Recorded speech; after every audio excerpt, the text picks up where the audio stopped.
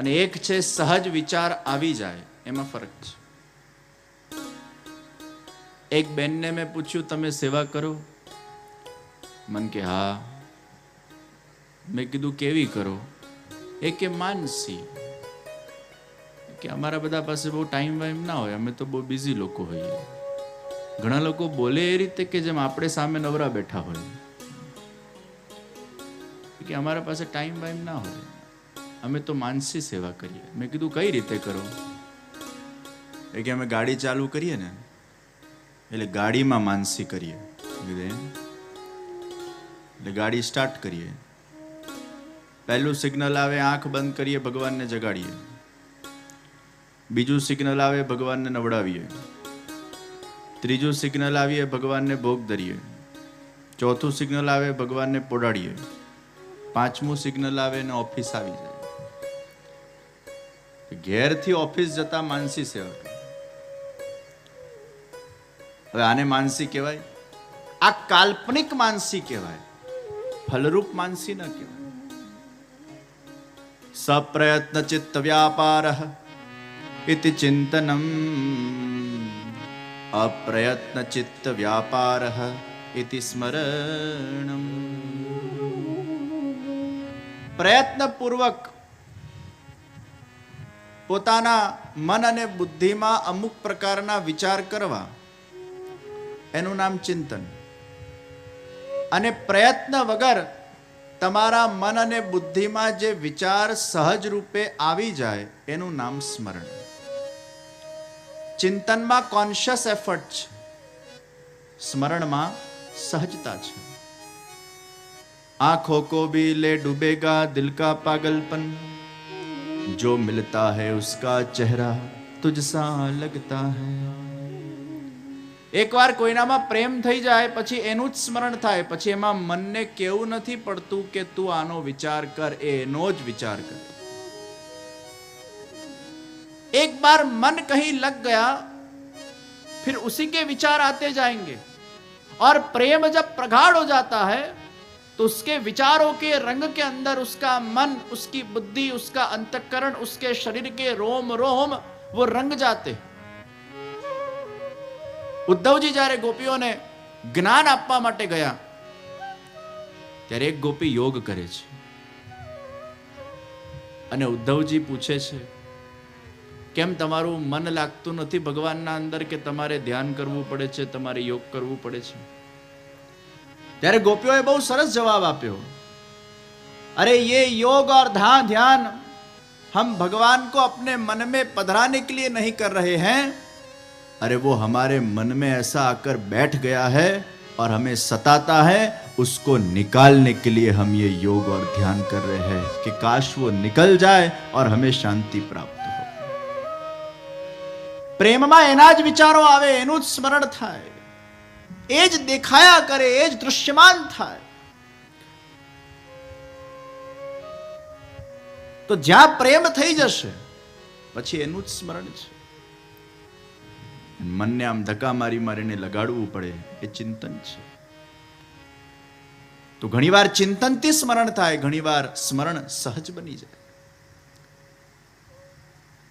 तो मन की ये विशेषता है कि उसको हम कहीं भी लगा सकते हैं, कहीं भी पहुंचा सकते हैं. मन થી સ્મરણ થઈ શકે. અને આ મન જ એ મહત્વનું તત્વ છે. तो मन में वो शक्ति है कि वो कहीं भी पहुंच सकता है. और इसलिए मन ही हमारे इस देह को चलाता है. शरीर माध्यम खलु धर्म साधन. આ શરીર ભગવાને આપણને આપ્યું ધર્મ, અર્થ, કામ અને મોક્ષ આ ચતુર્વિધ પુરુષાર્થોને પ્રાપ્ત કરવા માટે ભગવાને આ માનવ દેહ આપણને પ્રદાન કર્યું. અને આ માનવ દેહના અંદર ભગવાને 11 ઇન્દ્રિય આપણને આપી, 5 કર્મેન્દ્રિય, 5 જ્ઞાનેન્દ્રિય અને 11મું મન. આ 11 ઇન્દ્રિયો આપણી બહિર્મુખ છે, બહારની વસ્તુમાંથી આનંદ પ્રાપ્ત કરવાની ઈચ્છા રાખે છે. 11 ઇન્દ્રિયો અંતર્મુખ નથી. અને આ 11 ઇન્દ્રિય પર અગર સંયમ ન હોય તો વ્યક્તિમાં ઘણા બધા દોષ, ઘણા બધા વિકાર, ઘણા બધા અપરાધો, અરે મૃત્યુની પણ એને પ્રાપ્તિ થઈ શકે છે. આ 11 ઘોડાઓ એ ઇન્દ્રિય રૂપ છે અને આ 11 ઘોડાઓને કોણ ચલાવે છે? એ મનરૂપી સારથી ચલાવે છે. मन वो सारथी है, 11 घोड़े हैं, शरीर वो रथ है और उसमें रथी वो हमारा आत्मा है. आत्मा रथी बनकर इस रथ में बैठा है, चलाने वाला मन सारथी है, उसके बाजू में को पायलट, को सारथी वो बुद्धि है. बुद्धि और मन के हाथ में इस रथ की डोर है. એ 11 ઘોડાઓને સરખા ચલાવવા, કેમ ચલાવવા, ક્યાં દોરવા, ક્યાં લઈ જવા, ક્યાં ન લઈ જવા, એ કોણ નક્કી કરે? એ મન અને બુદ્ધિ નક્કી કરે. અને આ ઇન્દ્રિયો પર અગર સંયમ વ્યક્તિ ગુમાવી દે, અનેક પ્રકારના દોષ અપરાધમાં એ ફસાઈ જાય છે. પતંગિયું, એ પતંગિયાને તમે જોયું હશે,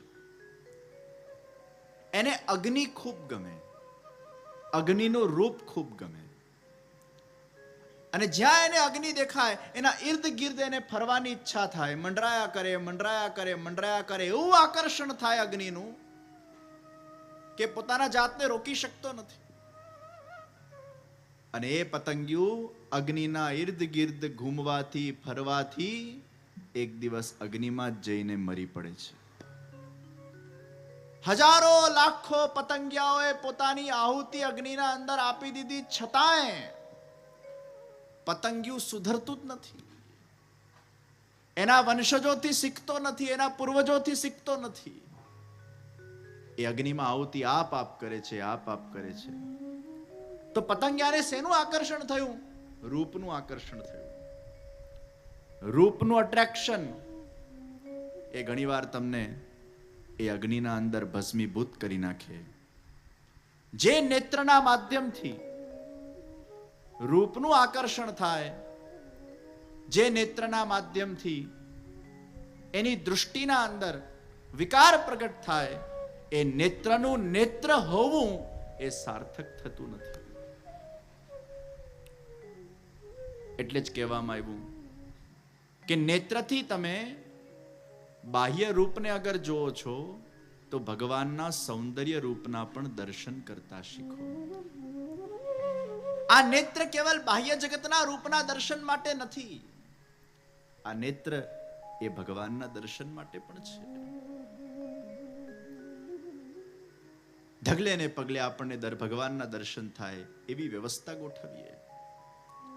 કારણ કે જે તમે જોશો એના વિચાર આવશે, જેનું વિચાર આવશે એનું સ્મરણ થશે, જેનું સ્મરણ વારંવાર થશે એ તમારું માનસ બનશે, અને જે તમારું માનસ બનતું જશે એ તમારા બુદ્ધિના અંદર એના વાઇબ્રેશન પહોંચશે, અને જેના વાઇબ્રેશન બુદ્ધિ સુધી પહોંચે પુનઃ એવા વિચાર આવશે, અને એ પ્રમાણે આપણું મન થશે. આ આખી એક સાયકલ છે. સારી સારી વસ્તુ અગર આપણે જોઈએ તો એવા સારા વિચારોને આપણે આપણા અંદર અટ્રેક્ટ કરીએ છીએ. ખરાબ વસ્તુ અગર આપણે જોઈએ એ ક્યાંક ને ક્યાંક આપણા સ્મરણમાં આવશે. ઘણીવાર જોવાથી પ્રેમ થાય અને ઘણીવાર પ્રેમથી જોવાની ઈચ્છા થાય. ગોપીઓને ભગવાનના સ્વરૂપના દર્શન કરીને પ્રેમ થઈ ગયું, અને રૂકમણીજીને ભગવાનની કથાને શ્રવણ કરીને પ્રેમ થઈ ગયું. ગોપીઓને ભગવાનના સ્વરૂપની આસક્તિ થઈ, અને એક પલક પણ એ સ્વરૂપથી દૂર જાય એ વિયોગ એમને સહન નહોતો થતો, અને રૂકમણીજીને ભગવાનની કથાને શ્રવણ કરીને ભગવાનના દર્શન કરવાની ઈચ્છા થઈ. તો ઘણીવાર દર્શન કરતા કરતા પ્રેમ થાય, અને ઘણીવાર પ્રેમ થાય તો દર્શન કરવાની ઈચ્છા થાય. એટલે નિત્ય ભગવાનના દર્શન. સવારે ઉઠતા સાથે ભગવાનના દર્શન થવા જોઈએ. સવારે ઉઠતા સાથે કંઠીના દર્શન થવા જોઈએ. સવારે ઉઠો અને આપણી આંખ ખુલે અને આપણા પ્રભુના દર્શન થાય. આપણા રૂમમાં જ ભગવાનનું ચિત્ર હોય. આપણા ઘરોમાં એવા ચિત્રો હોવા જોઈએ જેનાથી આપણને માર્ગદર્શન મળે, જેનાથી આપણને સદવિચારોની પ્રાપ્તિ થાય, જેનાથી આપણને કંઈક સાત્વિકતા મળે. આપણે એવા ચિત્રો ના રાખીએ કે જેનાથી આપણને સારા વિચાર ના આવે. એટલે સ્કૂલોના અંદર સ્વામી વિવેકાનંદના ચિત્રો રાખવામાં આવે, ગાંધીજીના ચિત્રો રાખવામાં આવે, સરસ્વતીજીના ચિત્રો રાખવામાં આવે, જેથી કરીને છોકરાઓએ સ્કૂલમાં પ્રવેશતા જ જ્યારે એ ચિત્રોનું દર્શન કરે ત્યારે એમના અંદર એ મહાવિભૂતિઓના એ વિચારો ક્યાંક ને ક્યાંક પ્રગટ થઈ જાય. ઘણીવાર જોઈને પણ આપણા મનમાં કંઈક એલર્ટનેસ આવે છે. અમુક સુવાક્યોનું આપણે દર્શન કરીએ, એમાંથી પણ આપણને કંઈક જ્ઞાન પ્રાપ્ત થાય છે. આપણે કંઈક ખોટું કરવા જતા હોઈએ અને ક્યાંક આપણને કંઈક ચટકારો આપણા બુદ્ધિ દ્વારા મળે છે, ત્યારે આવું નથી કરવું.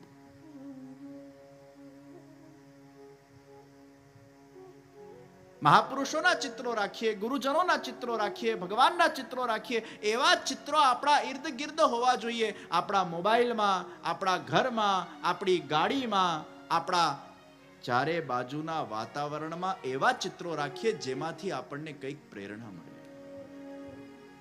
એવા ચિત્રો ન રાખીએ કે જેનાથી આપણને પ્રેરણા પણ ન મળે અને સાથે સાથે કેવલ માત્ર એ ચિત્રોને જોઈને આપણા અંદર ભૌતિકતા વધે, આપણા અંદર ભોગ વૈલાસિકતા વધે, આપણી ઇન્દ્રિયોમાં આકર્ષણ વધે. એ ઇન્દ્રિયોમાં આકર્ષણ ભૌતિક પદાર્થો પ્રતિ વધે એવા ચિત્રોનું અગર દર્શન આપણે કરીશું તો આપણી ઇન્દ્રિય એ બહિર્મુખ જ રહેશે, અંતર્મુખ નહીં થાય, પ્રભુના સન્મુખ નહીં બને. ઘણા બધા છોકરાઓના રૂમમાં હું જોતો સેલિબ્રિટીઓના ચિત્રો, મોટી મોટી સેલિબ્રિટીના ચિત્ર મૂકેલા હોય અને પછી એને જોયા કરે. એટલે હું ઘણી વાર પૂછું, મેં કીધું આ સેલિબ્રિટીઓથી શું પ્રાપ્તિ થાય? આઈ એમ fan, I like them a lot, I love them a lot, I want to be with them. Craze. और वो क्रेजी बन जाते हैं, दीवाने बन जाते हैं और उनको फिर चाहो और वही दिखता रहता है. आज कोई भी सेलिब्रिटी के प्रति अगर आपको वो आकर्षण जागृत हो गया, उसके अगर आप फैन हो गए, तो वो सेलिब्रिटी क्या आपको कुछ प्रदान करने वाला है? नहीं. क्या आप उसको पाने वाले हो? नहीं. क्या वो आपका कभी होने वाला है? नहीं. क्या आप उसके पति या पत्नी बनने वाले हो? नहीं. क्या आप उसके साथ कोई समय को व्यतीत करने वाले हो? नहीं. क्या वो आपको कोई वरदान देने वाला है? नहीं. तुम क्यों उसके पीछे पड़े हैं, जिसको पता भी नहीं कि हम उसके पीछे पड़े हैं, लेकिन हम उनके पीछे पड़े जो हमारा ध्यान रख सके, जो हमारा कल्याण कर सके, जो हमारा उद्धार कर सके, जो हमारे प्रेम के मूल्य को समझ सके. ऐसे कृष्ण के पीछे अगर हम पड़े, એ નોંધ તો લે કે કોઈ મારા પાછળ પડ્યું છે. આ સેલિબ્રિટીઓના પાછળ આપણે પડીએ, એને નોંધ લે ખરો? એને ખબર ખરી કે કેટલા લોકો એના પાછળ દીવાના છે? ऐसी दीवानगी, ऐसा क्रेज हमें क्या प्राप्ति कराने वाला है? तो आंख से हम दर्शन उसका करें जिससे हमें कुछ प्राप्ति हो. घણા લોકો તો મોબાઈલમાં એ કૂતરું રાખતા હોય. કૂતરા માટે એટલો બધો પ્રેમ. મોબાઈલમાં કૂતરું, ઘરમાં કૂતરું, આઈપેડમાં કૂતરું, કોમ્પ્યુટરમાં કૂતરું. કૂતરું મરે તો એની શ્રદ્ધાંજલિ સભાની પેપર એડ પાછો આપે અને એમાં કૂતરાનું ફોટું હોય અને એની શ્રદ્ધાંજલિ સભામાં મોટો કૂતરાનું ચિત્ર હોય. એમાં પાછા કૂતરા લઈને લોકો ત્યાં શ્રદ્ધાંજલિ સભામાં આવે અને પેલા પાછા જીબડા કાઢતા કાઢતા કૂતરાઓ એ પેલા ફોટાને જોઈને વિચાર કરે, કાશ અમારી પણ કોઈક દાડો આવી શ્રદ્ધાંજલિ સભા થશે. વિચાર કરો. આપણા મનને ડીઓજી માંથી જીઓડી તરફ વાળવાનું છે. કૂતરા માટે દયા રાખો, વફાદાર પ્રાણી છે. દરેક પ્રાણી માટે દયા રાખવું એ આપણું સ્વધર્મ છે, આપણું કર્તવ્ય છે. એ બધા જ ભગવાનનું સર્જન છે. કોઈ પણ પ્રાણી એ પ્રાણીના રીતે એને નિશ્ચિત દયા આપો, એના પ્રતિ સંવેદના રાખો, સદભાવ રાખો. પણ એ પ્રાણીઓથી એટલા બધા અટેચ ન થઈ જાઓ કે એ પ્રાણીને આપણે આપણા મોબાઈલ સુધી લઈ આવીએ, આપણા ઘર સુધી લઈ આવીએ. આમે અટેચમેન્ટ જેટલી ઓછી એટલી સારી ભાઈ. વધારે પડતી અટેચમેન્ટ એટલું જ દુઃખ વધારે. કારણ કે જ્યાં તમે અટેચ થાઓ છો ત્યાં ડિટેચ થવાના જ છો. આજે નહીં તો કાલે જેનું જન્મ તમને હસાવે છે એનું મૃત્યુ તમને રડાવવાનું જ છે. તમારા માતા પિતા પુત્ર ભાઈ બહેન સાસુ સસરા ઇત્યાદિ એકાદ બે મિત્ર, આટલી અટેચમેન્ટ બહુ થઈ ગઈ. અને એટલે જ કહેવામાં આવ્યું વધારે પડતી અટેચમેન્ટ એ આજે નહીં તો કાલે ડિટેચમેન્ટ લાવશે અને એમાંથી દુઃખની પ્રાપ્તિ થશે. कुछ पास कुछ दूर, इतना भी किसी के नजदीक मत हो जाओ कि उसकी दूरियां हमें सहन न हो, और इतने भी दूर मत हो जाओ कि कभी नजदीकी आ ना पाओ. कुछ लोग दूर होके भी बहुत पास होते हैं और कुछ लोग पास होके भी बहुत दूर होते हैं. નજદીકીઓમાં પણ દૂરીઓ હોવી જોઈએ અને દૂરીઓ પણ એવી હોવી જોઈએ જે તમને નજદીકીઓ આપે. ઘણા લોકો એટલા અટેચ થઈ જાય, મને તો આના વગર ચાલશે જ નહીં, અને આ જો મારા જીવનમાં નહીં હોય તો હું જીવી જ નહીં શકું. અને જ્યારે કોઈ વ્યક્તિ મૃત્યુ પામે તો એના પાછળ એ પણ સુસાઇડ કરી નાખે, એ પણ મરી જાય. તે લેવલની એની આસક્તિ, એ લેવલનું એનું અટેચમેન્ટ કે એના ડિટેચમેન્ટને સહી જ ન શકે. લૌકિકના અંદરનું અટેચમેન્ટ એ અલૌકિક અટેચમેન્ટ સાથે ક્યાંક ને ક્યાંક જોડાયેલું હોવું જોઈએ. એકલું લૌકિકનું અટેચમેન્ટ હશે પણ સાથે અલૌકિકનું અગર અટેચમેન્ટ નહીં હોય તો એ લૌકિકનું અટેચમેન્ટ આજે નહીં તો કાલે તમને ડુબાડશે. પણ આપણું મન અગર ભગવાન સાથે અટેચ્ડ હશે,